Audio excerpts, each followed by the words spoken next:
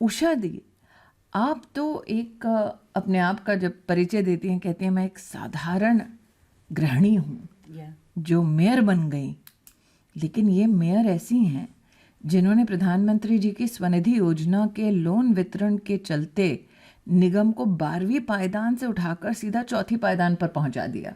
तो जब हम कहते हैं महिला गृहिणी है और मेयर बन गई है, आपको लगता है लोगों की कम अपेक्षा होती है कि आप अपने काम में उत्तीर्ण होंगी? लोगों की अपेक्षा तो रहती हैं, और महिलाओं से अच्छा कोई मैनेजमेंट नहीं कर सकता। अरे वाह! और ऐसा क्यों, ये बताएं आप। घर का बजट जो होता है, जेंट्स तो हम लोगों को एक सीमित पूंजी दे देते हैं कि आपको इसमें घर चलाना है, लेकिन महिलाएं उसी में पूरा घर चला के कुछ बचत भी कर लेती हैं। इसीलिए कहते हैं महिलाएं बेस्ट मैनेजमेंट होती हैं। तो निगम का बजट जब आपको मैनेज करना पड़ता है, उसकी आपने कोई विशेष ट्रेनिंग ली है? नहीं। तो फिर आया कैसे? पढ़ाई कैसे की, तैयारी कैसे की? पढ़ाई मेरा जन्म फॉरबिसगंज में हुआ था, वहाँ पर मैंने मैट्रिक तक की पढ़ाई की। उसके बाद मेरी शादी हुई ससुराल में। तो मेके में मेरे पिताजी जनसंघ से जुड़े हुए थे, तो उनसे भी बातचीत होती थी, और यहाँ पर हमको न्यूज़ और पेपर पढ़ने का बहुत आदत है।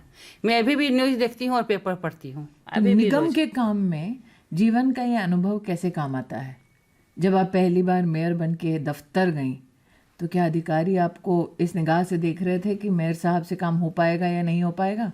शुरू में तो अधिकारियों ने सोचा था कि हाउसवाइफ आई हैं, क्या कर पाएंगी, इनको कुछ आइडिया नहीं होगा।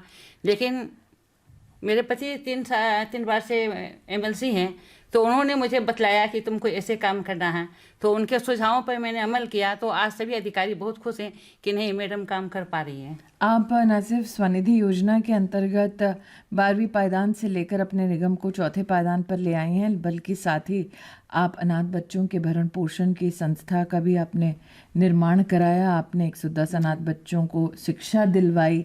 तो सामाजिक कार्य कितना आप कर पाती हैं जब आप मेयर की उपाधि पर विराजमान होती हैं?